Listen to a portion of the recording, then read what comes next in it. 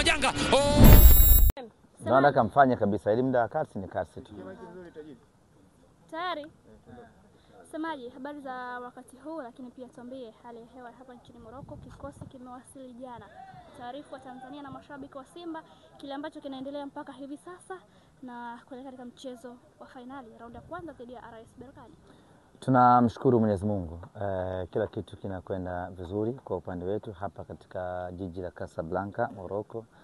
Tangu tumewasili jana tulipata nafasi ya kufanya mazoezi yetu ya kwanza, na leo tena asubuhi tumefanya mazoezi yetu mengine ya pili katika huu mji wa Casablanca majira ya saa 4 asubuhi sawa na saa 6 kwa saa za nyumbani Tanzania. Mara baada ya mazoezi yetu ya hii leo asubuhi majira ya saa 10 jioni tutaanza safari ya kuelekea katika mji wa Saadia tayari kabisa kuwafuata wapinzani wetu. Tutaondoka hapa kwa ndege tuliyokuja nayo, msafara wa watu wote ambao tumekuja kutoka Tanzania. Tutaondoka hapa saa 10, tutafika Saadia mida ya saa 11, vijana watapumzika, na kesho tutafanya mazoezi yetu katika uwanja wa Manispaa ya Berkane, uwanja ambao tutakwenda kutumia kwa ajili ya mchezo wetu. Wachezaji wote ambao tumesafiri nao kwa baada ya mazoezi ya jana na leo wote wako vizuri. Tunasubiri mazoezi yetu ya mwisho ya kesho ambayo itampa taswira mwalimu nani aende naye kwenye mechi ya kesho kutwa.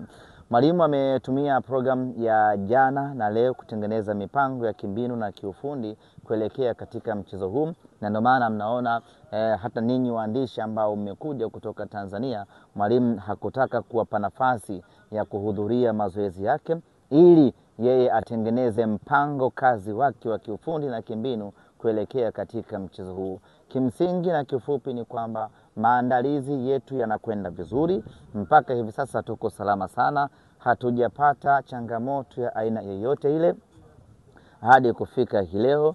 Tunategemea pengine purukushani zinaweza zikaanza kesho baada ya kufika katika mji ambao tunakwenda kucheza mchezo wetu. Lakini kifupi tu ni kwamba tuko salama na tuko tayari. Semaji, tukiwa tunaendelea kufuatilia kile ambacho kinaendelea hapa, tunafahamu focus yenu ni kwenye mchezo wa raundi ya kwanza ambao ni siku ya Jumamosi tarehe 17. Lakini kuna taarifa zinaeleza kwamba CAF wametoa taarifa na kwamba maelekezo kwa TFF waelekezee maandalizi ya mchezo wa raundi ya pili kule visiwani Zanzibar, kwamba uwanja wa Nyuama unatumika kwa ajili ya mchezo huo wa raundi ya pili. Hili likoje na pengine mmeshalipata? Tumepokea taarifa hiyo na maelekezo ambayo nimeelekezwa na viongozi wangu. Niwaambie ninyi waandishi wa habari na wanasimba kwa ujumla ya kwamba kwa sasa uongozi wa klabu ya Simba umejikita kwenye maandalizi ya mechi ya tarehe 17. Fikra, maandalizi, mipango na kila kitu tumekielekeza kwenye mechi yetu ya kesho kutwa tarehe 17. Taarifa rasmi kuhusiana